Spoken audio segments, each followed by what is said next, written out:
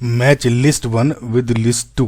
देखो बच्चों, ये जो क्वेश्चन है वो स्पर्म के स्ट्रक्चर और उसके पार्ट्स के फंक्शंस को मैच करने पर बेस्ड है। बेसिकली जो स्पर्म का स्ट्रक्चर है बहुत ही स्पेशलाइज्ड होता है, इसके लिए हर पार्ट का फंक्शन एकदम क्लियर होना चाहिए।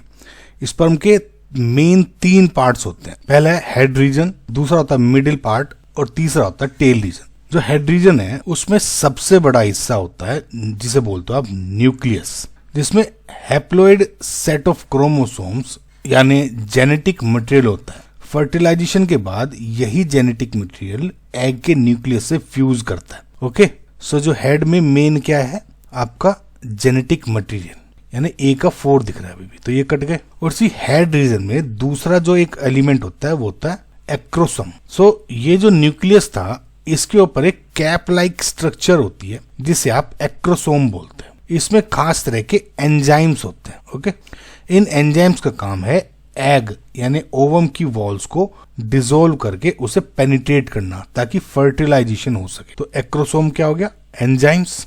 सी का हो गया 1। तो इसी से अकॉर्डिंग आपको ऑप्शन नंबर 1 दिख रहा है, लेकिन हम बाद के ऑप्शंस भी देखते हैं। अब आता है मिडिल पीस। ये हेड और टेल के बीच का छोटा हिस्सा होता है और इसका काम है बेसिकली फ्यूल स्टेशन।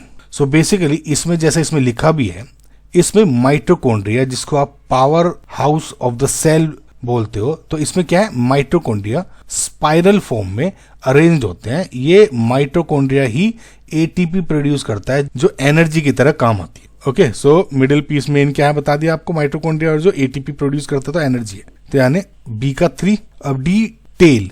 अब जो टेल है वो स्पर्म का सबसे लंबा हिस्सा होता है। टेल में एक एक्सोनिम होता है जो एक स्पेशलाइज्ड माइक्रोट्यूबुलर स्ट्रक्चर है।